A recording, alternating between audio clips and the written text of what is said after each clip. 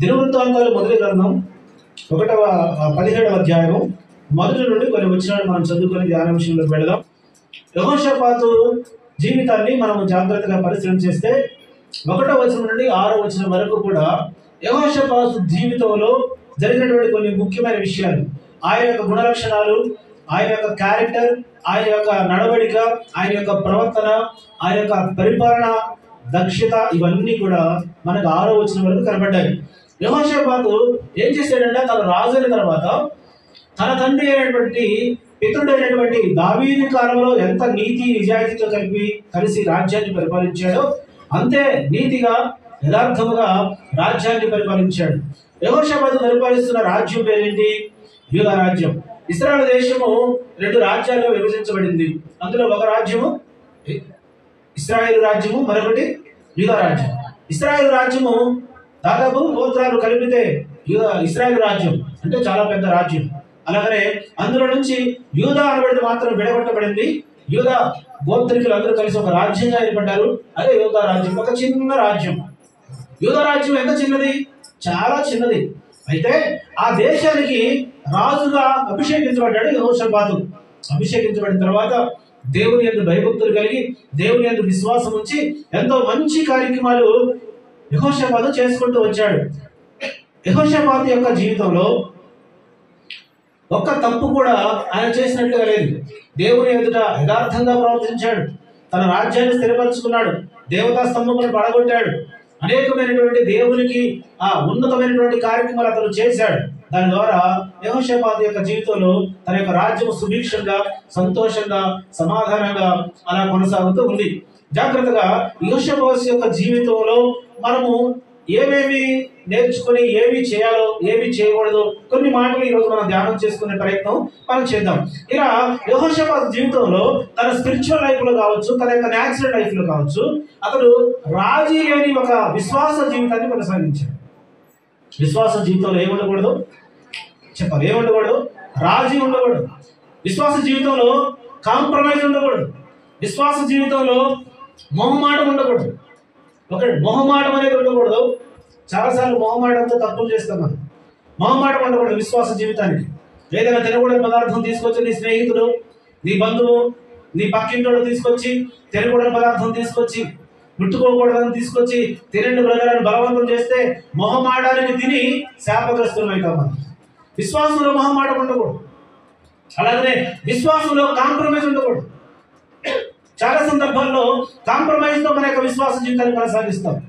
Compromise తో చేసేటటువంటి విశ్వాస జీవితాన్ని ఒకవేళ మనకు అలవాటు అయితే ఈ కాంప్రమైజ్ లైఫ్ ఏం చేస్తుంది మనల్ని అంటే నిదానంగా స్లోగా మన యొక్క విశ్వాస జీవితం మసకబారిపోయే ప్రమాదం ఉంటుంది. మన యొక్క ఆత్మీయ జీవితం మెల్లమెల్లగా డౌన్ ఫాల్ అయ్యే అవకాశం ఉంటుంది. ఈరోజు ఉదయకాలం లేచి ఎంతమంది ప్రార్థన చేశారు?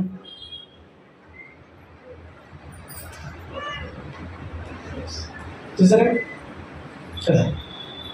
విశ్వాసులే కానీ ప్రార్థన జీవితం లేదు. ఏంటి? కాంప్రమైజ్. లోకంతో కాంప్రమైజ్ అయిపోయారు, శరీరానికి కాంప్రమైజ్ అయిపోయారు కదా.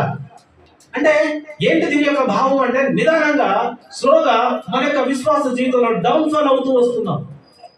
డౌన్ఫాల్ అవుతూ వస్తున్న కారణం ఏంటంటే ఒకటి మొహమాటం కావచ్చు, రెండవది కాంప్రమైజ్ కావచ్చు. రేపు తింటాంలే ప్రార్థన, ఈరోజు కొంచెం అలసిపోయాం, ఇంకొంచెం ఎక్కువసేపు పెడుతున్నాం. ఆదివారం అనగానే అందరికీ ఏమనిపిస్తుంది? ఈరోజు హాలిడే. దేనికి హాలిడే?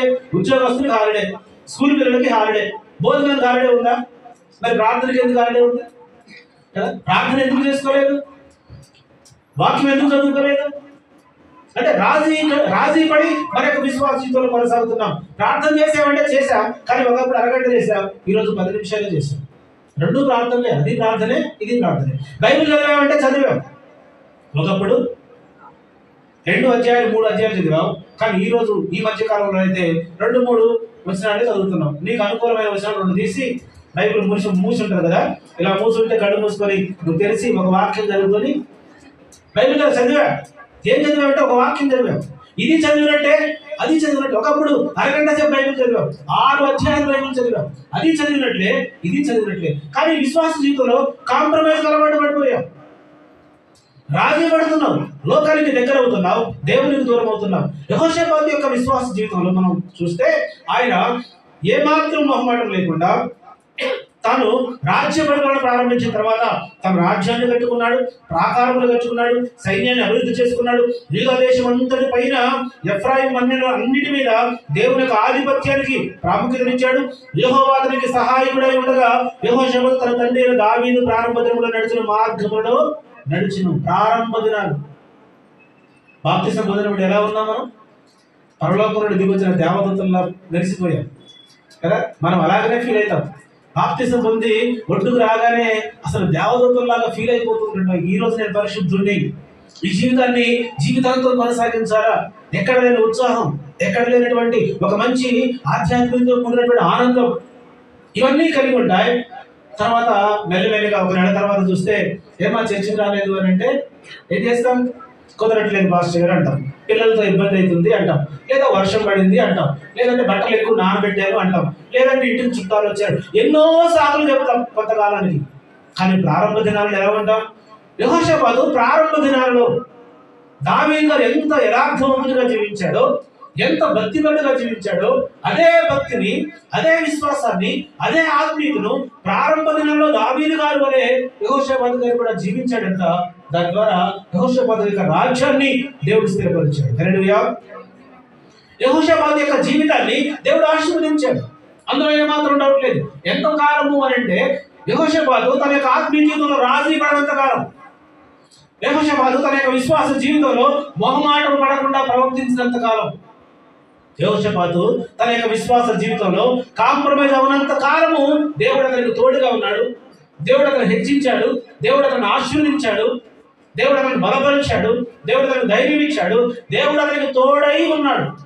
ఇందులో ఏ డౌట్ లేదు. దేవుడు తోడై ఉంటే ఎలాంటి కార్యాలైనా చేయగలం, ఎలాంటి పరిస్థితులనైనా ఎదుర్కోగలం, ఎలాంటి సమస్యలైనా అధిగమించగలం. ఎలాంటి పరిస్థితుల్లోనైనా దేవుడు తోడై ఉంటే ఏమాత్రం భయం లేకుండా, ఏమాత్రం అపజయం లేకుండా, ఏమాత్రం కూడా జంకు లేకుండా మనం ముందుకు సాగుతాం. అదే యెహోషాపాతు జీవితంలో జరిగింది. ఇలా కొన్ని దినములు గడిచిపోయాయి, కొన్ని సంవత్సరాలు గడిచిపోయాయి. యెహోషాపాతు ఆనందంగా, సంతోషంగా రాజ్యాన్ని పరిపాలన చేస్తున్నాడు. 18వ అధ్యాయం మొదటి వచనం చూద్దాం. తనకు ఐశ్వర్యమును ఘనతయు అధికముగా కలిగిన తరువాత యెహోషాపాతు ఆహాబుతో బియ్యమంది. చాలు. ఏమైందంటే ఇప్పుడు యెహోషాపాతుకి ఏమేం కలిగిందంట? ఐశ్వర్యము, ఘనత. చెప్పండి ఒకసారి. ఐశ్వర్యము, ఘనత. గొప్పవాడు అయిపోయాడు, ఆశీర్వదించబడ్డాడు, పేరు ప్రఖ్యాతులు సంపాదించాడు, ఆస్తిపాస్తులు సమకూర్చుకున్నాడు, రాజ్యం సుభిక్షంగా ఉంది, ఎక్కడి నుంచి ఎలాంటి ప్రమాదం లేదు. ఒకసారి యెహోషాపాతు జీవితంలో ఒకే ఒక్కసారి కాంప్రమైజ్ అవ్వడం ప్రారంభించాడు, ఒకే ఒక్కసారి రాజీ పడడం ప్రారంభించాడు, ఒకే ఒక్కసారి లైఫ్ అంతా ఆనందంగా జరుగుతున్న టైంలో మంచి ఉద్యోగం, మంచి భార్య, మంచి పిల్లలు, మంచి సంపాదన, మంచి కుటుంబ వ్యవస్థ, సంతోషంగా సంసార జీవితం సాగిపోతున్న టైంలో భార్య కానీ భర్త కానీ ఒక్క తప్పనడు చేస్తే దాని యొక్క ప్రతిఫలము జీవితాంతం వెంటాడుతుంది. జీవితాంతం ప్రమాదంలో పడిపోయే అవకాశం ఉంటుంది. జీవితాంతం అవమానాలకు గురి కావాల్సిన అవకాశాలు ఉంటాయి. ఒకే ఒక రాంగ్ స్టెప్, ఒకే ఒక తప్పుడు నిర్ణయం, ఒకే ఒక కాంప్రమైజ్ లైఫ్, ఒకే ఒక రాజీపడిన జీవితం. యెహోషాపాతు జీవితంలో ఏమాత్రం మచ్చలేదండి, ఏమాత్రం మరకలేదు. ఆశీర్వదించబడ్డాడు, అభివృద్ధి చేయబడ్డాడు, దేవుడిని భయభక్తులు కలిగి ఉన్నాడు. దేవుడు ప్రార్థించిన ప్రతి ప్రార్థనకి యెహోషాపాతుకు జవాబు దొరికింది. సంతోషంగా సాగిపోతున్న తన యొక్క కుటుంబంలో, తన యొక్క రాజ్యంలో ఆయన తీసుకున్న ఒక తప్పుడు నిర్ణయం ఏంటంటే ఆహాబుతో బియ్యం ఉంది. ఆహాబు ఎవరంటే దేవుడికి అయోగ్యుడయ్యాడు. ఏమాత్రము యథార్థత లేని వ్యక్తి, ఏమాత్రం భక్తి లేనటువంటి వ్యక్తి. ఆహాబు అనగానే ఇశ్రాయేలు దేశానికి రాజు ఆహాబు. ఇశ్రాయేలు దేశానికి రాజుగా ఆహాబు ఉన్నాడు, యూదా దేశానికి రాజుగా యెహోషాపాతు ఉన్నాడు. యెహోషాపాతు యొక్క కీర్తి ప్రతిష్టలు ఎవరికి వినబడ్డాయి? ఆహాబు రాజు వినబడ్డాయి. ఆహాబు దగ్గర సమాచారం వెళ్ళిపోయింది. మన పక్కనే ఉన్న పొరుగు దేశపు రాజు అయినటువంటి యూదా రాజు అయినటువంటి యెహోషాపాతు గారు ఎంత అద్భుతంగా రాజ్యాన్ని పరిపాలన చేస్తున్నాడు. వారి రాజ్యంలో కరువులు లేవు, వారి రాజ్యానికి యుద్ధాలు లేవు, వారి రాజ్యంలో సుభిక్షంగా ఉంది. ఆయన ఎంతో నీతిమంతులు, ఎంతో భక్తిపరుడు, ఆయన పేరు ఇంకా యథార్థవంతులు. ఈ విషయాన్ని ఆహాబు గారి దగ్గర వెళ్ళిపోతే ఆహాబు గారు వెంటనే తన రాజ్యంలో బయలుదేరి యూదా దేశానికి వచ్చాడు. యెహోషాపాతుతో కలిశాడు, యెహోషాపాతుతో మాట్లాడాడు. యెహోషాపాతు, నీ గురించి నేను చాలా విన్నాను, నువ్వు చాలా మంచివాడు. ఇప్పుడు అమెరికా అధ్యక్షుడు భారతదేశం వచ్చి మోడీ గారితో పరిచయం పెట్టుకుని ఎలా ఉంటుంది? మోడీ గారి సంతోషానికి అవధులే ఉండవు. ఎందుకంటే అది ఒక అగ్రరాజ్యం, ప్రపంచంలో పెద్దన్న లాంటి రాజ్యము. అలాంటి రాజు వచ్చి ఒక చిన్న దేశాధ్యక్షుడి దగ్గర వచ్చి మాట్లాడే ఎంత గొప్ప విషయం కదా, చాలా గొప్ప విషయం. అయితే ఇప్పుడు ఇశ్రాయేలు దేశం రాజు అయినటువంటి ఆహాబు వచ్చి యెహోషాపాతుతో మాట్లాడుతున్నాడు. ఏం కీర్తి, ఏం ప్రతిష్ట, ఏమి పేరు, ఏమి ప్రఖ్యాతులు, ఎంత మంచి, ఎంత భయభక్తులు కలిగిన వారు మీరు, మీ గురించి నా చెవిని వినబడింది. అయితే నేను ఒక నిర్ణయం తీసుకోవడానికి వచ్చా ఈరోజు. నువ్వే ఇంత మంచిగా ఉంటే నీ పిల్లలు ఇంకెంత మంచిగా ఉంటారు, నువ్వే ఇంత భక్తిపరుడు అయితే నీ పిల్లలు ఇంకెంత భక్తిపరుడు ఉంటారు. అయితే యెహోషాపాతు, నీ కొడుకుని నా కూతురికి ఇచ్చి పెళ్లి చేయాలనుకుంటున్నా అనగానే యెహోషాపాతు ఎక్కడ లేని ఆనందానికి అవధులు లేకుండా పోయాడు. ఇంత పెద్ద రాజు, అంత పని రాజు అయినటువంటి ఇశ్రాయేలు రాజు రావడం ఏంటి, నా ఇంటికి బియ్యమనడం ఏంటి అని యెహోషాపాతు ఉబ్బి తప్పిపోయాడు. సంతోషంతో మాట ఇచ్చేశాడు, ఓకే అని చెప్పేశాడు కదా. రేవంత్ రెడ్డి గారు కుమార్తెలు మీ కొడుకు అనేది ఒప్పుకుంటారా? ఆలోచిస్తారా? ఏం ఆలోచించరు. అంత పెద్ద వ్యక్తి ఏంటి నన్ను అడగలేదు అనుకుంటారు. మీరు ఆఫీసులో పనిచేసే మీ బాస్ వచ్చి అమ్మ నీ కూతురు నా కొడుకుని ఇస్తాను ఏమంటారు? అసలు వాడు కులం అడగరు, వాడు మతం అడగరు, బాప్తిజం పొందిండి అడగరు, ఏం అడగరు, వాడు ఊరు అడగరు. వాళ్ళు మా సార్ ఏంటి నా దగ్గర ఏంటి అడుగుతారా? అడగరు. అడగకుండా ఏం చేస్తారంటే వెంటనే ఓకే చెప్పేస్తారు. వెంటనే ఏంటి అంటే మన బలహీనత, ఇది నేను ఒక దీనస్థితిలో ఉన్నా, నా దగ్గరకు వచ్చినటువంటి వాడు సంపూర్ణ స్థితిమంతుడు, పేరు ప్రఖ్యాతులు కలిసిన వాడు, అతను ఏంటి నా దగ్గరకు రావడం ఏంటి అని చాలా మంది ఏం చేస్తారంటే వెంటనే ఓకే చెప్తాడు. యెహోషాపాతు కూడా అదే చేశాడు. యెహోషాపాతు దేవుని యొక్క భయభక్తులు కలిగిన వాడు, దేవుడు అంటే ఇష్టమైనటువంటి వ్యక్తి, ప్రార్థనాపరుడు, యథార్థవంతుడు, భక్తిపరుడు. ఇలాంటి వాడు ఆయన ఆహాబుతో వియ్యమందాడు. ఆహాబుతో వియ్యమందగానే ఏం జరిగిందో కింద వచ్చినట్టు మనం చూద్దాం. చూడండి, కొన్ని సంవత్సరాలు గతించిన మీదట షోమ్రోనులో నుండి ఆహాబునొద్దకు పోయిను. ఆహాబు అతని కొరకు, అతని వెంట వచ్చిన జనుడి కొరకు అనేకమైన గొర్రెలను పూజించి తన కొరకు తనతో కూడా రామోత్ గిలాదు మీదికి పోవుటకు ఒకరిని ప్రేరేపించను. చాలు, మీ ముందుకున్నారు. ఇప్పుడు ఇద్దరు కూడా బంధువులు అయిపోయారు. ఎవరు? ఒక విశ్వాసి, మరొక అవిశ్వాసి, ఒక విధేయుడు, మరొక అవిధేయుడు, ఒక యథార్థవంతుడు, ఒక అనీతిమంతుడు. వీళ్ళు బియ్యం ముందుకున్నారు. ఇరువురు కూడా ఏమైపోయారు? ఇప్పుడు వీళ్ళు బియ్యం కూడా అయిపోయారు. అయిపోయిన తర్వాత ఒకరోజు యెహోషాపాతు తిరిగి యెరూషలేముకి వెళ్ళాడు. యెరూషలేముకి వెళ్ళగానే మా ఇంటికి వచ్చేసాడని చెప్పేసి ఆహాబు ఏం చేశారంటే గొర్రెలను, పశువులన్నిటిని వధించి విందు చేయించాడు. విందు చేయించిన తర్వాత ఏం జరుగుతుంది? ఇక్కడ విందును ఆరగించారు, భోజనాలు స్వీకరించారు. అయిన తర్వాత యెహోషాపాతు ఆహాబుతో అడుగుతున్నాడు. ఏమని అడుగుతున్నాడు? అయ్యా, రామోత్ గిలాదు మీదికి యుద్ధానికి వెళదామా, నాకు కొంచెం సహాయం కావాలి అని అడుగుతున్నాడు. చదవండి ఒకసారి 3వ వచనం. ఇశ్రాయేలు రాజైన ఆహాబు యూదా రాజైన యెహోషాపాతును చూసి, నీవు నాతో కూడా రామోత్ గిలాదునకు వచ్చినవా అని అడుగుగా, యెహోషాపాతు, నేను నీ వాడను, నీ జనుడు నా జనుడు, నీ జనుడు, నేను నీతో కూడా యుద్ధమునకు వచ్చినమని చెప్పింది. అయిపోయింది. మెల్లిమెల్లిగా యెహోషాపాతు యొక్క విశ్వాస జీవితం ఏమైపోతుంది? ఇప్పుడు సన్నగిల్లిపోతుంది, మసకబారిపోవడం ప్రారంభించింది. అందుకే అన్ని జనులతో సహవాసం చేయడం చాలా ప్రమాదకరమని చాలాసార్లు చెప్పేది అదే. అన్ని జనులతో వియ్యమందడం ప్రమాదకరమని చెప్పాడు. అందుకే మీరేం చూస్తారు? వాడు ఆస్తి చూస్తారు, పేరు ప్రఖ్యాతులు చూస్తారు కదా, ఐశ్వర్యవంతుడా కాదా చూస్తారు, కానీ విశ్వాస కాదని చూడరు, క్రైస్తవుడా కాదని చూడరు. చాలా మంది ఏం చేస్తారంటే ధనధాన్యములను చూసి ఆలోచిస్తారు, వెండి బంగారములు చూసి ఆలోచిస్తారు, పేరు ప్రఖ్యాతులు చూసి ఆలోచిస్తారు, ఉద్యోగము అధికారములు ఉన్నాయా లేవని చూస్తారు. కానీ అసలు చూడాల్సింది ఏంటి? విశ్వాసం కాదా, ప్రార్థనాపరుడా కాదా, ఆత్మీయుడా కాదా, క్రైస్తవుడా కాదా? ఇవి చూడకుండా భౌతిక సంబంధమైనటువంటి ఆశీర్వాదాలు చూసి యెహోషాపాతు వియ్యమందుకున్నాడు. ఇప్పుడు యెహోషాపాతు యుద్ధానికి వెళ్లాల్సిన పరిస్థితి ఎదురైంది. యెహోషాపాతు ఓకే చెప్పాడు. ఓకే సింపుల్ గా చెప్పాడా? ఏం చెప్పాడమ్మా? నా జనమే నీ జనం, నా ప్రజలే నీ ప్రజలు, నా సైన్యం నీ సైన్యం ఒకటే. అసలు నేనే నీ వాడిని అయినప్పుడు నా రాజ్యం కూడా నీదే. నువ్వెక్కడికి వెళ్ళమంటే అక్కడికి కాంప్రమైజ్ అవుతూ ఉన్నాడు. జాగ్రత్తగా వినండి. ఈరోజు విశ్వాస జీవితంలో కాంప్రమైజ్ అవుతున్నాడు.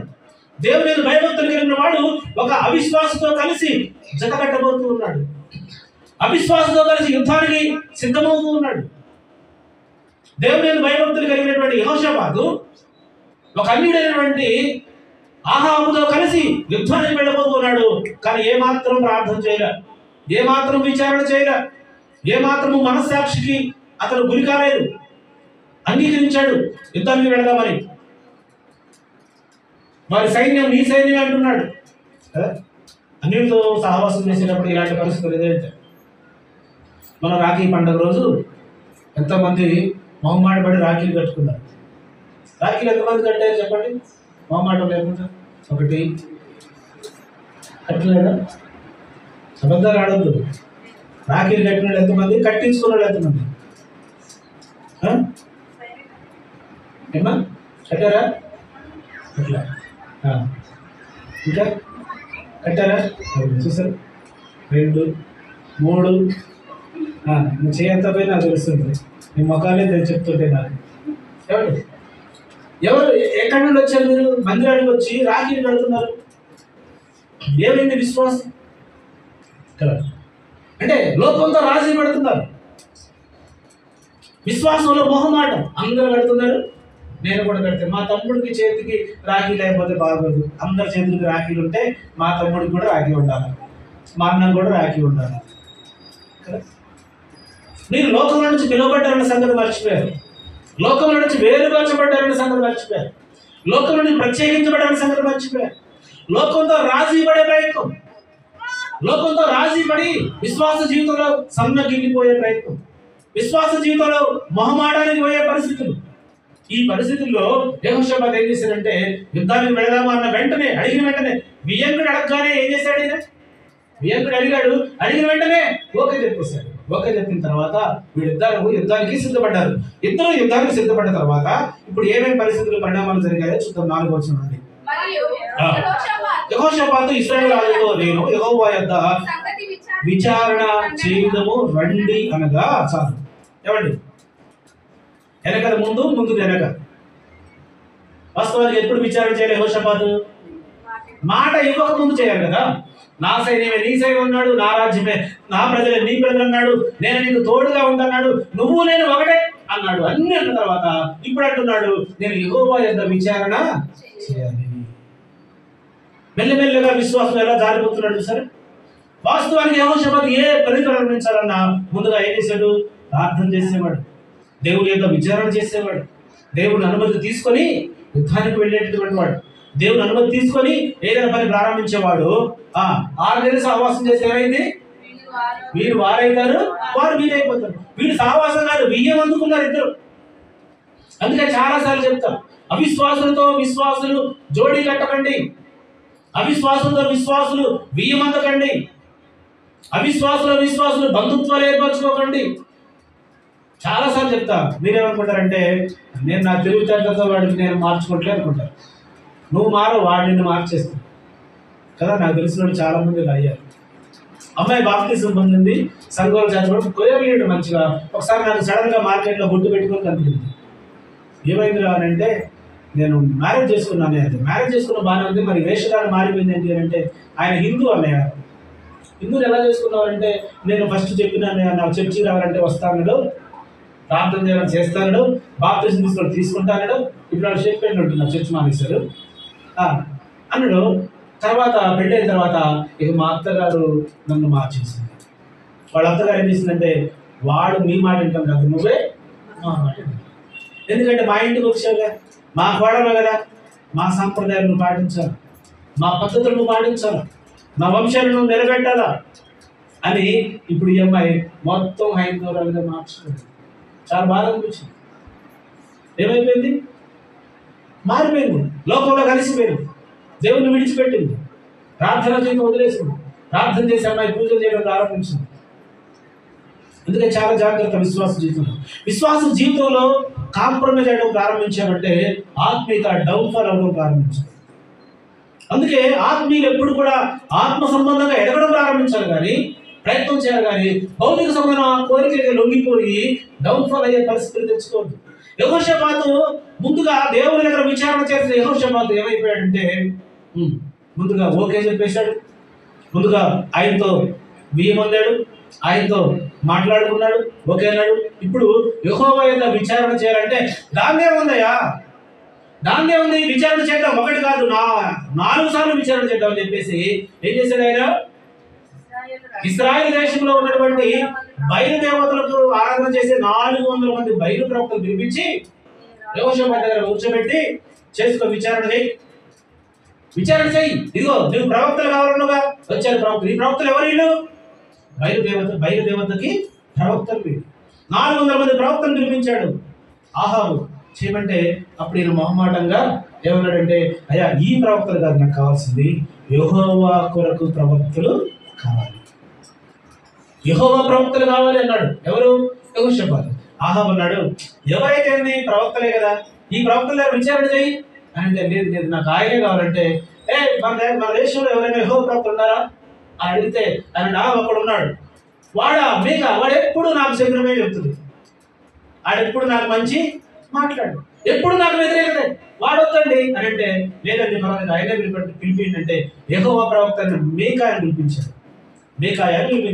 మీకాయ దగ్గరికి 2 మనుషులు పంపించి ఆహాబు రాజు రమ్మంటున్నాడని చెప్పండి, విషయం ఏంటో వాడు చెప్పండి అని చెప్తే వీళ్ళందరూ వెళ్ళి మీకాయ ప్రవక్తలు చెప్పారు, ఇదిగో రాజుగారు విచారణ చేయడం పిలిపిస్తున్నారు, మేము 400 మంది ప్రవక్తలు అంతా కూడా రాజుగారికి చెప్పాం, మీరు యుద్ధానికి వెళ్ళండి, యుద్ధంలో మీకు విజయాలు దేవుడు ఇస్తాడని మేము చెప్పాం, ఇదే మాట నువ్వు కూడా చెప్పు, రాకపోదామని చెప్పి తీసుకొని వస్తుంటుంటే మీకాయ అన్నాడు, అయ్యా నేను అలా చెప్పను, యెహోవా నాకు ఏది చెప్పమంటే అదే చెప్తా అంటే, మేము 400 మంది చెప్పాము దానికి వ్యతిరేకంగా చెప్తావా నువ్వు అని అంటే, లేదయ్యా నేను నాకు దేవుడు ఏం చెప్తే అది చెప్తాను. సరే వచ్చేసారు ఇద్దరు. వచ్చేసరికి రాజసింహాసనం ఇద్దరు నియంత్రుడు కూర్చొని ఉన్నారు. వాళ్ళ ముందు అడిగారు మీకాయని, అయ్యా మీకా మీ దేవుడు విచారణ చేసి మేమిద్దరం కలిసి యుద్ధానికి పోవాలా లేదా కనుక్కొని విచారణ చేసి చెప్పువారంటే, నేను ఆల్రెడీ విచారణ చేశా, మీరు యుద్ధానికి వెళతారు, యుద్ధాన్ని గెలుస్తారు, కానీ కాపురు లేని ప్రజలైపోతారు అంటే దాని అర్థం ఏంటి? రాజుగారు ఏమైనాడు? ఆపరేషన్ సక్సెస్ పేషెంట్ డైడ్ అన్నట్లుగా యుద్ధంలో గెలుస్తారు, కానీ కాపురు లేనటువంటి ప్రజలు అయిపోతారు అంటే రాజుగారు వస్తారు. అప్పుడు ఆహాబు అన్నాడు యెహోషాపాతు, చూసావా నేను చెప్పిన వీడు నా గురించి ఎప్పుడు చెడే మాట్లాడు, వీడెప్పుడు నా గురించి మంచి మాట్లాడు, వీడు మంచోడైతే మంచి మాట్లాడాడు.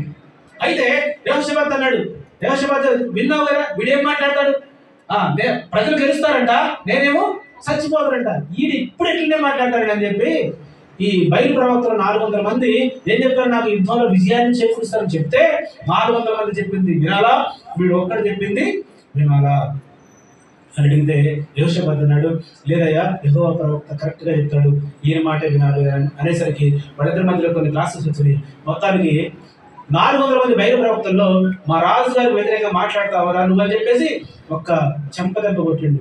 ఎవరిని? మీకాయని చెంపదెబ్బ కొట్టి ఏమన్నాడు తెలుసా, ఓకే ఇప్పుడు నేను చెంపదెబ్బ కొట్టినటువంటి వాడు ఎడిపోయిండో నువ్వు చెప్పు అని చెప్పి హేళన చేశారు. మొత్తానికి ఇద్దరు రాజులు కలిసి యుద్ధానికి వెళ్ళారు.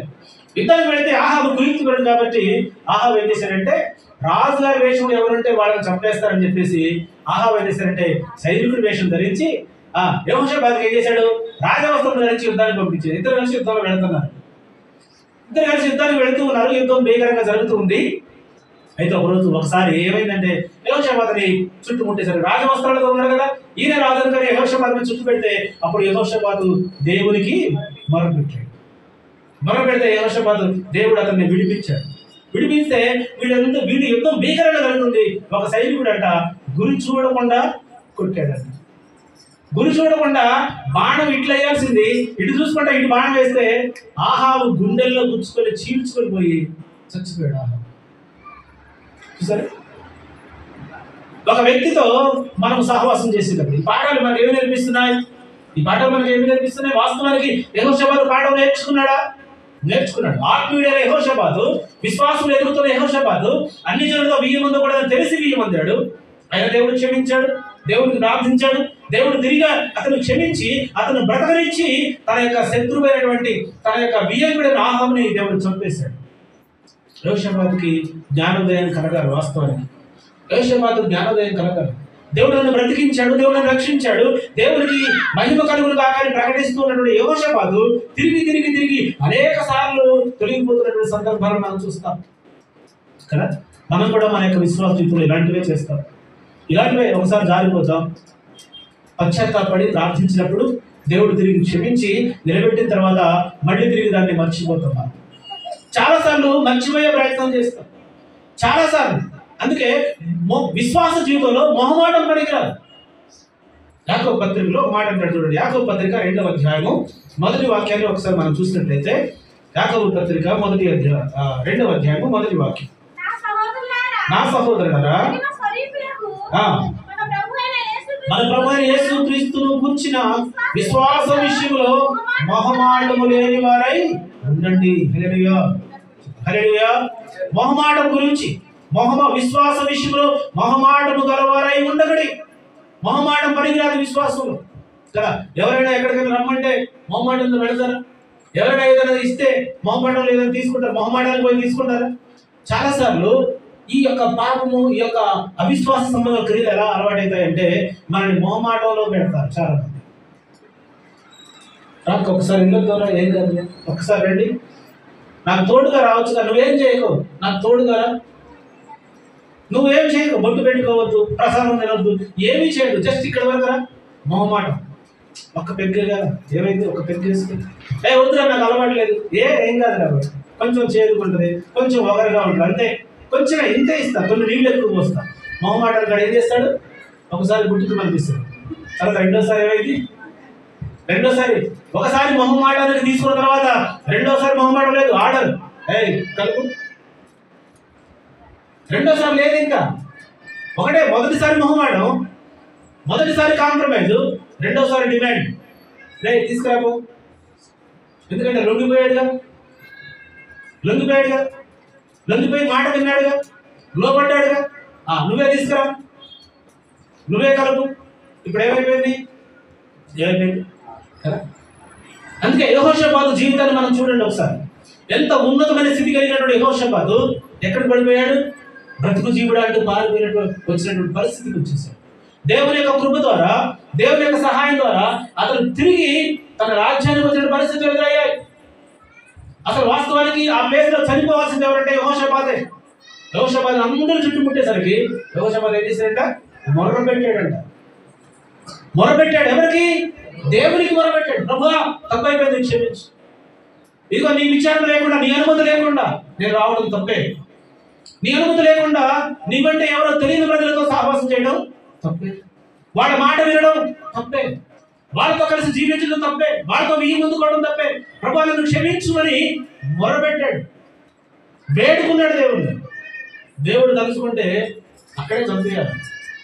ఆహాబును బ్రతకనించి యెహోషాపాతును చంపాలి. కానీ దేవుడు మరొక అవకాశం ఇచ్చాడు. యెహోషాపాతుకి మరొక అవకాశం ఇచ్చి మరొకసారి అతనికి అవకాశం ఇస్తే యెహోషాపాతు తిరిగి మళ్ళీ ఏం చేశారంటే 20 అధ్యాయాలకు వచ్చిన తర్వాత ఆహాబు కుమారుడితో మళ్ళీ ఫ్రెండ్షిప్ చేశాడు.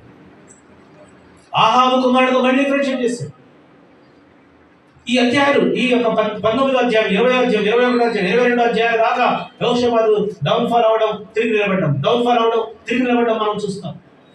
అందుకే విశ్వాస జీవితంలో మొహమాటానికి పోవద్దు, ఆత్మీయ జీవితంలో మొహమాటానికి పోవద్దు.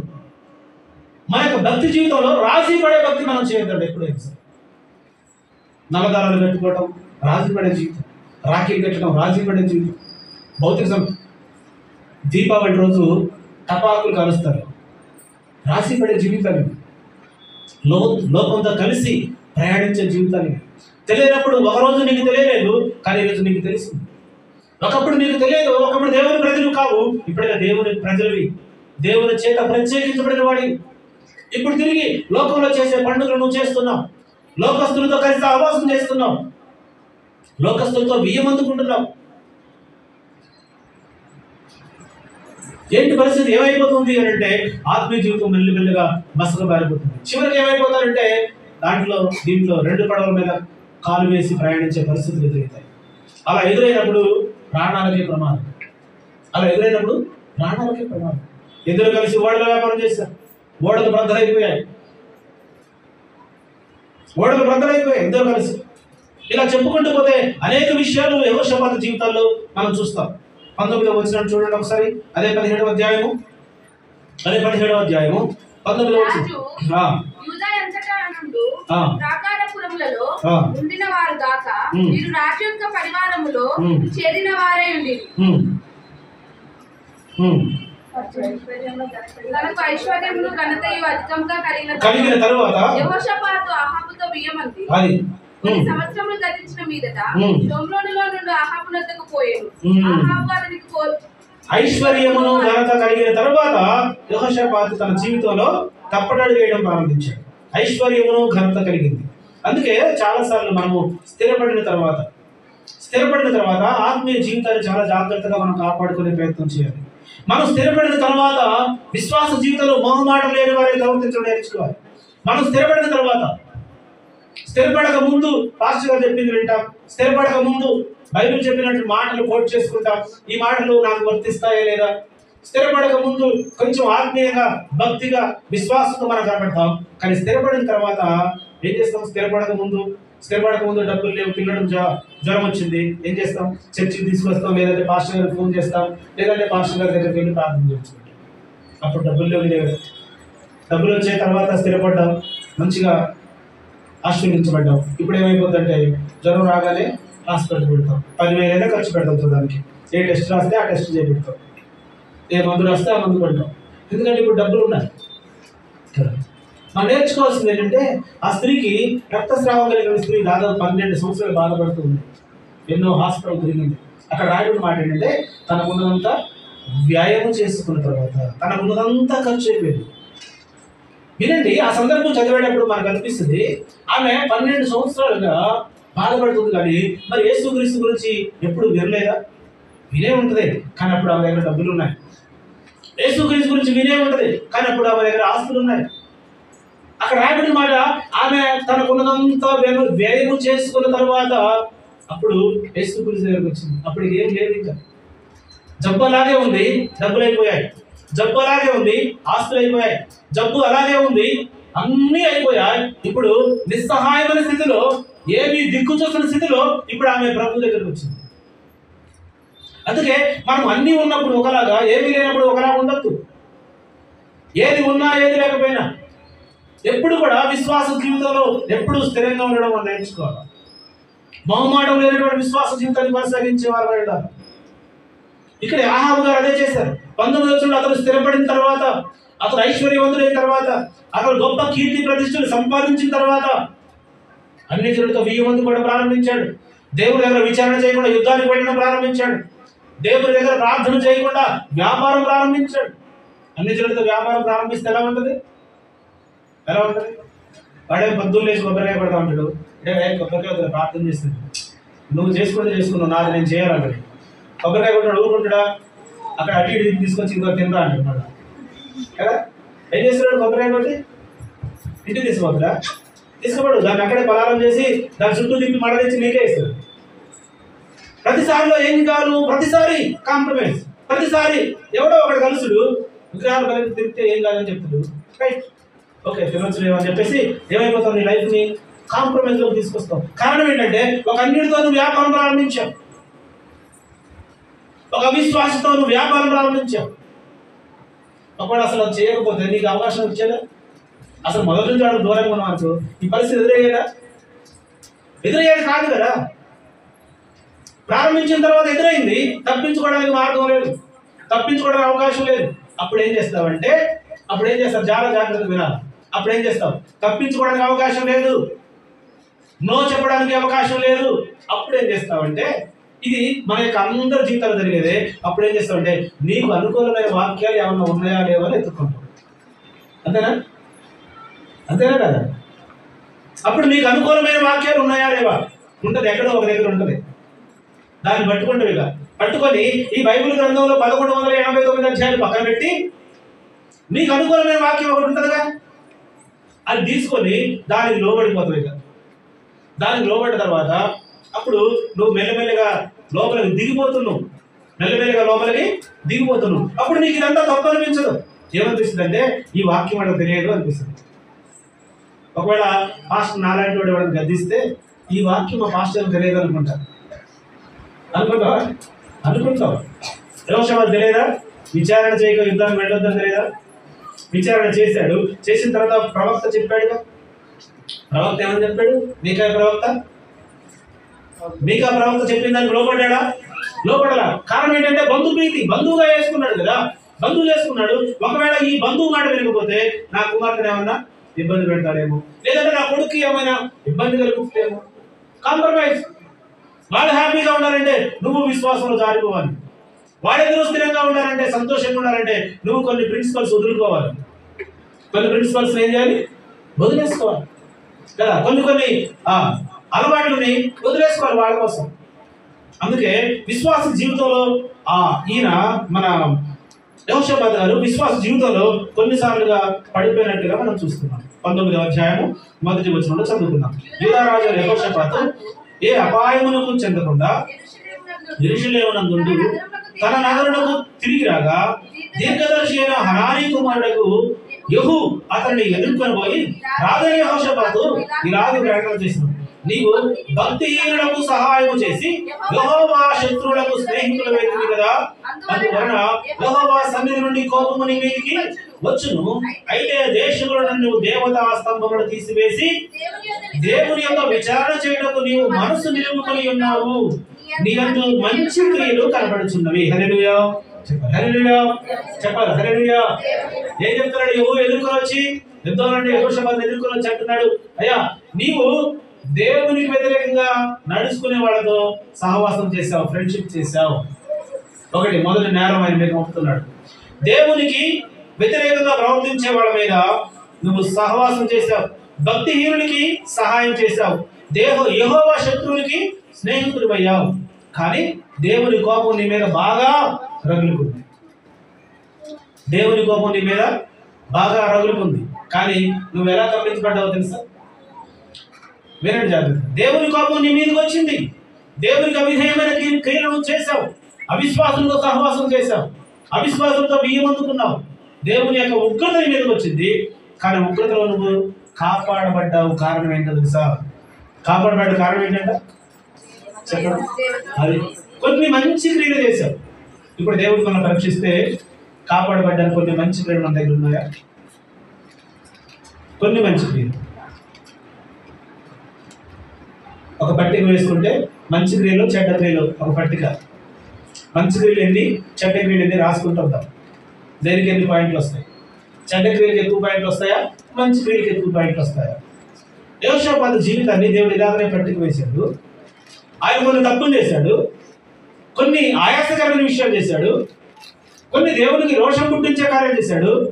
కానీ యూదా రాజ్యంలో విగ్రహారాధన ప్రబలకుండా అతను ప్రయత్నం చేశాడు. యూదా రాజ్యం అంతటిని కూడా విశ్వాసంలో నుండి తొలగిపోకుండా అతను ప్రకటన చేశాడు. అసలు యెహోషాపాతు ఎంత గొప్ప పని చేశాడు తెలుసు? ఆయన రాజ్యాధికారం చిక్కించుకోగానే ఆయన చేసిన గొప్ప పనిని మీకు జ్ఞాపకం చేస్తారండి. ఒకసారి 2వ వచనం 17వ అధ్యాయంలో రండి. 17వ అధ్యాయంలో దేశములోని ప్రాకారపురములన్నిటి యందు సైన్యములను ముంచి యూదా దేశమందును తన తండ్రి అయిన ఆసా పట్టుకుని ఎఫ్రాయిము పట్టణమందును కావలి బలములను ఉంచెను.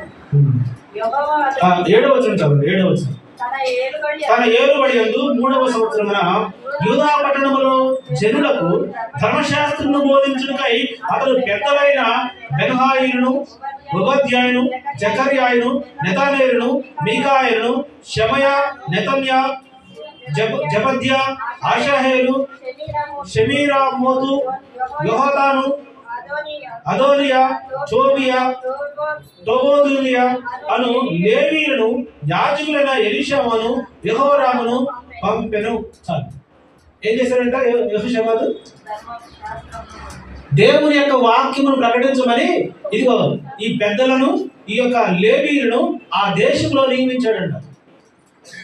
దేశ ప్రజలందరూ దేవుని వాక్యం వినాలి. దేశ ప్రజలందరూ దేవుని యొక్క భయభక్తులు కలిగి ఉండాలి. దేశ ప్రజలందరికీ దేవుని ధర్మశాస్త్రం తెలియాలని యెహోషాపాతు తన ఏలుబడిలో అనేక మంది పెద్దలను, అనేక మంది ప్రవక్తలను నియమించి, అనేక మంది ధర్మశాస్త్ర ఉపదేశకులను నియమించి ఆ దేశంలోకి పంపించాడంట. ఏ దేశంలోకి? యూదా దేశము. తను ఏ దేశాన్ని అయితే పరిపాలిస్తున్నాడో ఆ దేశానికి దేవుని గురించి తెలియాలి. ఇప్పుడు మన మోడీ గారు కూడా చేసేది అదే.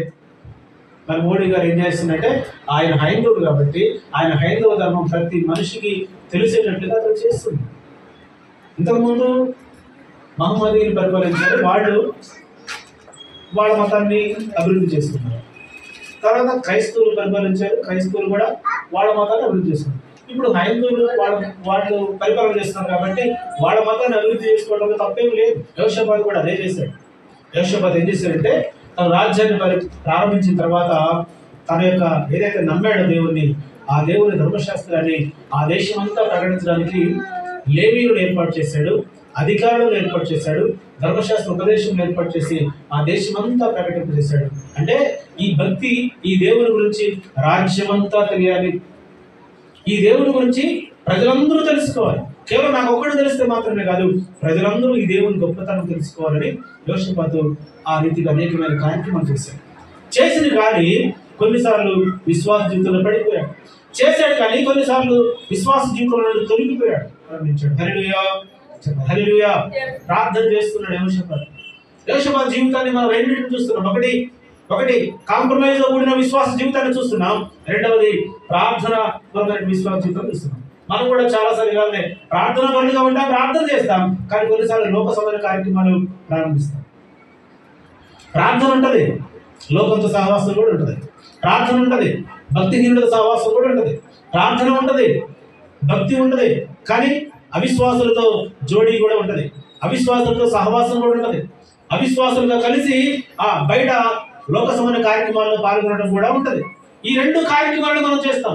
యెహోషాపాతు లాంటి భక్తి జీవితం మనలో లేదు, కానీ మనము మన యొక్క భక్తి జీవితంలో మనం చాలా జాగ్రత్తగా ముందుకు సాగాలి. యెహోషాపాతు ఒక రాజు.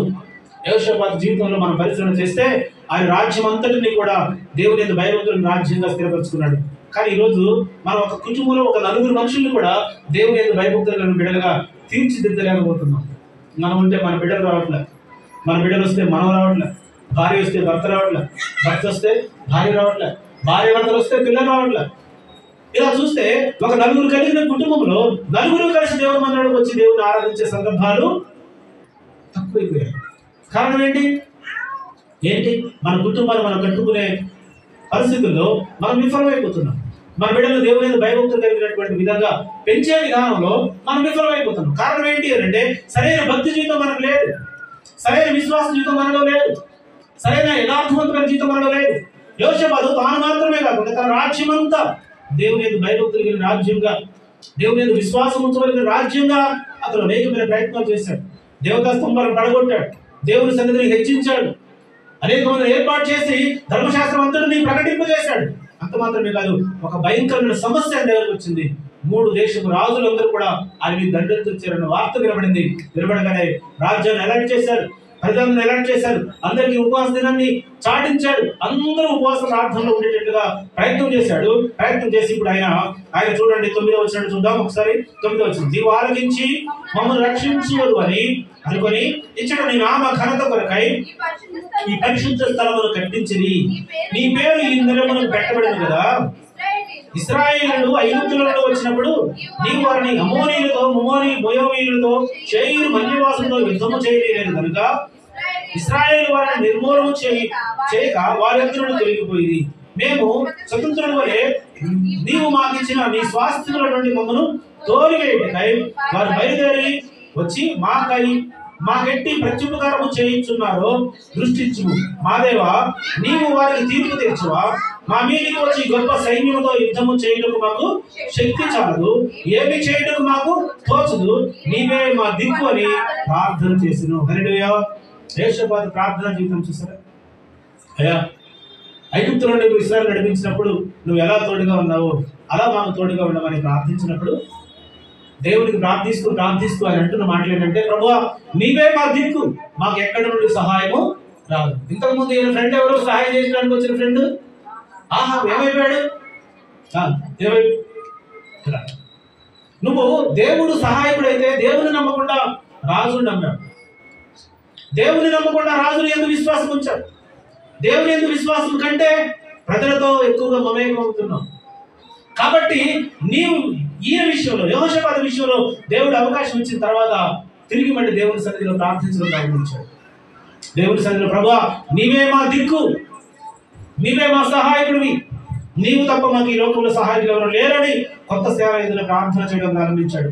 అలా ప్రార్థన చేసిన తర్వాత దేవుడు అతనికి జవాబు ఇస్తున్నాడు. 17వ వచనంలో ఈ యుద్ధంలో మీరు పోట్లాడవలసిన నిమిత్తము లేదు, యూదావారులారా, యెరూషలేము వారులారా, మీరు యుద్ధ పంక్తులు తీర్చి నిలబడి మీతో కూడా ఉన్న యెహోషాపాతు దయచేయు రక్షణను, యెహోవా మీకు దయచేయు రక్షణను మీరు చూచెదరు. భయపడకుడి, చెడియకుడి, రేపు వారి మీదికి పోవుడి, యెహోవా మీతో కూడా ఉండును. హల్లెలూయా, హల్లెలూయా. భయపడకండి. యెహోషాపాతు ఒక చిన్న దేశం, ఇజ్రాయెల్ దేశం కూడా ఒక చిన్న దేశం. చూడండి, అప్పుడు యూదా రాజ్యం చిన్నదైతే ఇప్పుడు ప్రపంచ పటంలో ఇజ్రాయెల్ దేశము ఒక చిన్న పిన్ పాయింట్ తో సమానం. ఇజ్రాయెల్ జనాభా 90 లక్షలు, హైదరాబాద్ జనాభా 1 కోటి. అంటే హైదరాబాద్ జనాభా కంటే ఇజ్రాయెల్ జనాభా తక్కువ, 10 లక్షలు తక్కువ. ఇజ్రాయెల్ దేశానికి ప్రపంచం అంతా కూడా గడగడలాడుతుంది. ఇజ్రాయెల్ దేశంతో ఇప్పటికి ఎన్నోసార్లు యుద్ధాలు జరిగాయి. ఒక్కసారి కూడా ఇజ్రాయెల్ దేశం ఓడిపోలేదు.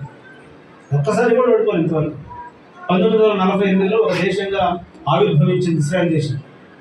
1947లో మనకు స్వాతంత్రం వస్తే 1948లో ఇజ్రాయెల్ దేశము అసలు అప్పటి వాళ్ళకి దేశమే లేదు. ఎంతకాలం వాళ్ళకి దేశం లేదు తెలుసా? 2000 సంవత్సరాలు వాళ్ళకి దేశం లేదు. ఏమైంది వాళ్ళ దేశం? యేసుక్రీస్తు ప్రవచనం చేశాడు. ఈ పట్టణము రాయి మీద రాయి ఒకటే నిలవబడకుండా త్రోసివేయబడి దినములు వస్తాయి అని ప్రకటించగానే క్రీస్తు 70లో టైటస్ అనబడిన చక్రవర్తి వచ్చి ఆ దేశాన్ని మొత్తాన్ని పాడు చేశాడు, కాల్ చేశాడు. రాయి మీద రాయి నిలవబడి మొత్తాన్ని కొలగొట్టేశాడు. దాని తర్వాత యూదులందరూ చెదిరిపోయారు, ఇస్రాయేల్ అందరూ చెదిరిపోయారు. కొంతమంది రష్యాకి, రకరకాల ప్రాంతాలు వాళ్ళు చెదిరిపోయి అక్కడ స్థిరపడిపోయారు.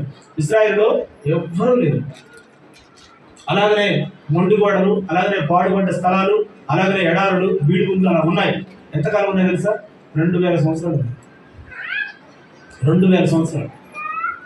దాని తర్వాత 1948లో చుట్టుపక్కల ఉన్న ఈ యూదులందరూ మళ్ళీ ఇజ్రాయెల్ దేశానికి వచ్చి వాళ్ళ తిరిగిపోయిన గోడలు, మొండి గోడలను బాగు చేసుకొని మళ్ళీ వాళ్ళు ఇల్లు కట్టుకొని మళ్ళీ వ్యవసాయం ప్రారంభించి, మళ్ళీ విద్య ప్రారంభించి, మళ్ళీ సైన్యం ప్రారంభించి, మళ్ళీ అనేకమైన ప్రారంభించిన తర్వాత ఈరోజు సుమారుగా 78 సంవత్సరాలు ఇజ్రాయెల్ దేశం ప్రారంభించబడి స్వతంత్రం వచ్చి కాదు, దేశమే ప్రారంభించబడి 78 సంవత్సరాలు. ఈరోజు ప్రపంచంలో ఇజ్రాయెల్ దేశం అంటే అందరికీ కూడా భయం. దాంతో డైరెక్ట్గా ఢీకొనే ప్రయత్నం ఎవరు చేయరు. ఎందుకంత సామర్థ్యం సంపాదించింది? ఎందుకంత శక్తి? ఏ దేశానికి సైనిక ఉత్పత్తులు కావాలంటే ఇజ్రాయెల్కే, రాకెట్లు కావాలంటే ఇజ్రాయెల్ ఆడిస్తారు కదా, యుద్ధ నౌకలు కావాలంటే ఇజ్రాయెల్ ఆడిస్తారు. ప్రపంచంలో ఒక ఉన్నతమైన స్థితిని ఇజ్రాయెల్ సంపాదించింది. కారణం ఏంటి? కారణం అంటే దేవుడు ఆ దేశానికి తోడై ఉన్నాడు. దేవుడు ఆ దేశాన్ని ఆశీర్వదిస్తున్నాడు. దేవుడు ఆ ప్రజలను ఎన్నుకున్నాడు. దేవుడు ఆ ప్రజలను హెచ్చించాడు. వాళ్ళకి కావాల్సిన జ్ఞాన సంపదలు ఇచ్చాడు. 1948లో చుట్టుపక్కల ఉన్నటువంటి యూదా ఇస్రాయేల్ అందరూ కూడా యెరూషలేముకు రావాలని ఆజ్ఞ జారీ చేయబడితే రష్యా అధ్యక్షుడు బతిమాలుకున్నాడు ఇస్రాయేల్ని. మా దేశంలో ఉన్న యూదులందరూ వెళ్ళిపోతే మా దేశంలో శాస్త్రజ్ఞుడు అనేవాడు ఒక్కడు కూడా ఉండడు, సైంటిస్ట్ అనేవాడు ఒక్కడు కూడా ఉండడు. కాబట్టి మేము ఒక తీర్మానానికి వస్తాం. ఏంటంటే సంవత్సరానికి 10 మందిని రిలీజ్ చేస్తాం, సంవత్సరానికి 10 మందిని పంపిస్తాం, అందరినీ ఒకేసారి పంపించు అని చెప్పి ఒక ఒప్పందం చేసుకొని సంవత్సరానికి 10 మందిని రష్యా నుండి, సంవత్సరానికి 10 మందిని ఇలా కొంతమందిని ఇజ్రాయెల్కి పంపించారు. అక్కడ ఉన్నటువంటి శాస్త్రజ్ఞులు అందరూ కూడా ఇజ్రాయెల్ ప్రజలే. జనాభా ఎంత? 90 లక్షల మంది. ప్రపంచ జనాభా ఎంత? 750 కోట్ల మంది. 750 కోట్ల మందిలో 90 లక్షల మంది జనాభాను చూసి భయపడిపోతారు. 90 లక్షల మందిలో ఇజ్రాయెల్ సైన్యం ఎంత? 90 లక్షల మంది ప్రజల్లో ఇజ్రాయెల్ సైన్యం ఎంత? 90 లక్షలు ఇజ్రాయెల్ సైన్యం. అదేనా? ప్రతి పౌరుడు ఒక సైనికుడు ఇజ్రాయెల్. పుట్టిన కాడ నుంచి ఇంత వయసు నుంచి మీరు ఏబిసిడి నేర్పిస్తారా? వాళ్ళు యుద్ధం చేయడం నేర్పిస్తారు. ప్రతి వ్యక్తి సైన్యంలో పనిచేయాలి. ప్రతి వ్యక్తికి యుద్ధం చేయడం నేర్చుకోవాలి. అది ఇజ్రాయెల్ అధ్యక్షుడి దగ్గర నుంచి ఒక సామాన్య పౌరుడు దాకా ప్రతి స్త్రీ పురుషుడు భేదం లేదు. ప్రతి ఒక్కరికి గన్ను పట్టుకోవడం చేతనైంది. ప్రతి ఒక్కరికి యుద్ధం చేయడం చేతనైంది. అందుకే ఆ దేశం అంటే చుట్టుపక్కల దేశాలందరికీ కూడా భయం. కారణం ఏంటంటే వాడు దేవుని ప్రజలుగా, దేవుని యందు భయభక్తులు కలిగిన బిడ్డలుగా, దేవుని చేత ఆశీర్వదించబడిన వాళ్ళుగా, దేవుని చేత హెచ్చించబడిన వాళ్ళుగా, దేవుని ప్రజలుగా వాళ్ళు గుర్తింపు పొందారు. దేవుడే వాళ్ళకు తోడై ఉన్నాడు. హల్లెలూయా. చుట్టుపక్కల ఉన్న సిరియా, జోర్దాన్, తర్వాత రకరకాల దేశ ప్రజలందరూ కూడా ఇజ్రాయెల్ మీద అనేక మార్లు యుద్ధాలు చేశారు. కానీ ఒక్కసారి కూడా ఇజ్రాయెల్ దేశం మీద గెలిచిన దాఖలాలే లేవు. ఈ మధ్య కాలంలో ఇరాన్, ఇరాక్ వాళ్ళు కూడా చేశారు కదా, పాలస్తీనా వాళ్ళు చేశారు, సిరియన్లు చేశారు, గాజాలు చేశారు, ఎన్నోసార్లు యుద్ధాలు చేశారు. కానీ ఒక్కసారి కూడా వాళ్ళు గెలుపు పొందలేదు. ఒక్కసారి కూడా గెలుపు పొందలేదు. చూద్దాం పరిశుద్ధ గ్రంథంలో దేవుడు వీళ్ళకి ఇస్తున్నటువంటి వాగ్దానం, దేవుడు వీళ్ళకి తోడైనటువంటి విధానాన్ని మనం చూస్తే, మీరు యుద్ధం చేయాల్సిన పని లేదయ్యా, మీ పక్షంగా దేవుడే యుద్ధాన్ని చేస్తాడు. హల్లెలూయా. హల్లెలూయా. దేవుడు మీ పక్షంగా యుద్ధం చేస్తాడు. యుద్ధం మీది కాదు, ఎవరిది? యెహోవాది. మీరు జస్ట్ యుద్ధంలో నిలబడండి చాలు. జస్ట్ మీరు యుద్ధంలో నిలబడండి. దేవుడు ఏం చేస్తాడంటే మీ పక్షంగా యుద్ధం చేస్తాడు. వీళ్ళందరూ కూడా యెహోషాపాతు మాటలు విని యుద్ధంలో సన్నద్ధులైపోయి నిలబడ్డారు. జనులను హెచ్చరిక చేసి తర్వాత యెహోవాను స్తుతించుటకు గాయకులను ఏర్పరిచి వారు పరిశుద్ధ అలంకరణను ధరించి సైన్యము ముందర నడుచుచు యెహోవా కృప నిరంతరము ఆయన స్తుతించుడి అని స్తోత్రము చేయుటకు వారిని నియమించిన వారు పాడుటకును స్తుతించుటకును మొదలు పెట్టగా యెహోవా యూదా వారి మీదకి వచ్చిన అమోనీయులను, మోయాబీయులను, షేయీను మన్యవాసుల మీదను మాటుగాండం పెట్టను కనుక వారు భక్తులయ్యి. హల్లెలూయా. హల్లెలూయా. వీళ్ళు ఏమైనా యుద్ధం చేశారా? వీళ్ళు ఏమైనా కత్తి చూసారా? వీళ్ళు ఏమైనా బాగా వేశారా? యుద్ధం వీళ్ళే. వీళ్ళ పక్షంగా యెహోవా వాళ్ళకి మాటుగాడ పెట్టారంట. మరి వీళ్ళు ఏం చేశారు? Very good. దేవుణ్ణి స్తుతించారు. దేవుణ్ణి స్తుతించారు. వీళ్ళు యుద్ధం చేయడానికి పోకుండా దేవుణ్ణి స్తుతించిన మీదట దేవుడు వీళ్ళ పక్షంగా యుద్ధం చేశారు. యెహోషాపాతు జీవితాన్ని ఒకసారి చూడండి. సమస్య వచ్చినప్పుడు ఆ సమస్యను బట్టి హైరాణ పడతాం. ఆ సమస్యను బట్టి మనం కంగారు పడతాం. ఆ సమస్యను బట్టి కృంగిపోతాం. ఆ సమస్యను బట్టి ఆందోళన చెందుతాం. కానీ యెహోషాపాతు నేర్చుకుంది ఏంటంటే, యూదా దేశం చుట్టుపక్కల సైనికులు నిలబడి ఉన్నారు, యుద్ధం ప్రకటించబడింది, ఏ క్షణాన మన మీద యుద్ధం వస్తారు. అలాంటి పరిస్థితుల్లో ఆయన ప్రార్థన చేయడం ప్రారంభించాడు, దేవుడు స్తుతించడం ప్రారంభించాడు, దేవుడు మహిమపరచడం ప్రారంభించాడు, దేవుడే వాళ్ళ పక్షంగా యుద్ధం చేయడం ప్రారంభించాడు. హల్లెలూయా. హల్లెలూయా. ప్రతి ఆత్మీయ జీవితంలో ఇది నేర్చుకోవడం మనం ప్రారంభించాలి. ఇది మన యొక్క ఆత్మీయ జీవితంలో ఇంప్లిమెంట్ చేసుకోవాలి. సమస్యలు మనుషులుగా ఎవరికి వస్తాయి? సాధారణంగా మనుషులు కలిగిన శోధన తప్ప మరేది నీకు సంభవింపలేదు. అయినను దేవుడు వాటి నుండి తప్పించుకునే మార్గాన్ని కలుగు చేస్తాడు. అలాంటి టైంలో ఇగో ఈ ముగ్గురు ముగ్గురు దేశస్తులు ఎవరెవరు? వీళ్ళు అమోనీయులు, మోయాబీయులు, షేయీలు మన్యవాసులు అందరినీ కూడా వీళ్ళకి ఎలా చనిపోయారో కూడా అక్కడ చెప్తారు. చూడండి 24 వచనం. తమలో తాము 23వ వచనం. అమోనీయులు, మోయాబీయులను, షేయీలు మన్యవాసులు బొత్తిగా చంపి నిర్మూలము చేయబడినని కొంచెయుడిని వారి మీద పడిని. వారు షేయీలు కాపురస్తులను కడముట్టించిన తర్వాత తమలో తాము ఒకరినొకరు చంపుకొనుట. ఏమనుకుంటారు వీళ్ళు?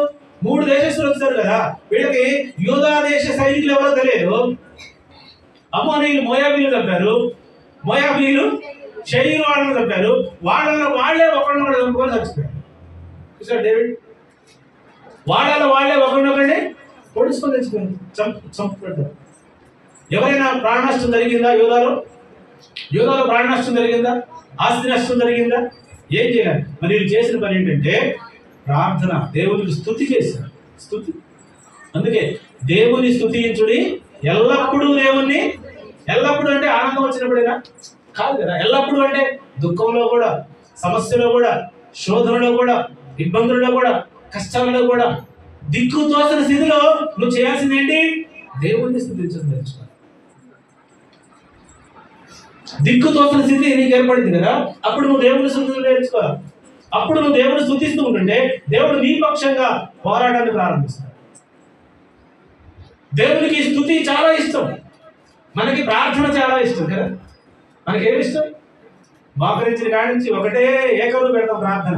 ప్రభువా నాకు అది కావాలి, నాకు ఇది కావాలి, నా బిడ్డలు అలా చేయి, నా బిడ్డలు ఇది కాదండి. స్తుతి స్తుతి స్తుతి ఎక్కడ ఉంటుంది అంటే పరలోకంలో ఉంటుంది స్తుతి.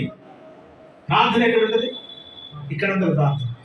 ఇక్కడ ప్రార్థన ఉంటుంది, అక్కడ స్తుతి ఉంటుంది.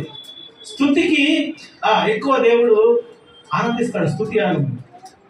అందుకే దేవునికి ఎప్పుడు స్తుతి యాగం. ఈ యెహోషాపాతు కొంతమందిని ఏర్పాటు చేశాడంట. 21వ వచనంలో అతను మరియు జనులను హెచ్చరిక చేసిన తర్వాత యెహోవాను స్తుతించుటకు గాయకులను ఏర్పరిచి వారు పరిశుద్ధాలంకరణలు ధరించి సైన్యములను నడుచుచు యెహోవా కృప నిరంతరముండును అని ఆయన స్తుతించుచు స్తోత్రము చేయడం వారిని నియమించెను. స్తోత్రము చేయడం వారిని నియమించడం. ఈ స్తోత్రమే 136వ కీర్తనగా రాయబడింది అంటారు చాలా మంది బైబిల్ పండితులు అనేటువంటి మాట ఏంటంటే, యెహోషాపాతు గారు స్తోత్రకర్తలను నియమించాడు కదా. ఈ స్తోత్ర గీతము 136వ కీర్తన తీయండి ఒకసారి. చెల్లించుడి, దేవదేవునికి కృతజ్ఞతలు చెల్లించుడి, ఆయన కృప నిరంతరముండును. ప్రభువులకు ప్రభు కృతజ్ఞతలు చెల్లించుడి, ఆయన కృప నిరంతరముండును.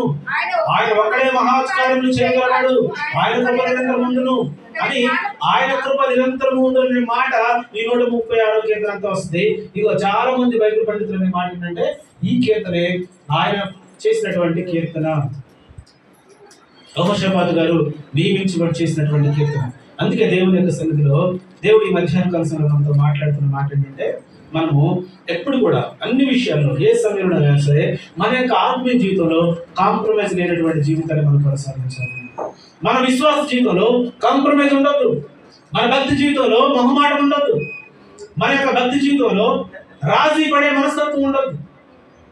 కాంప్రమైజ్ అవ్వడం, రాజీ పడడం, మొహమాట పడడం మన ఆత్మీయ జీవితానికి అది మంచిది కాదు. వాళ్ళు భక్తులు కాబట్టి వాళ్ళు కొంచెం పడిపోయినా కానీ తిరిగి నిలబడ్డారు, దేవుని ద్వారా సహాయం పొందుకున్నారు.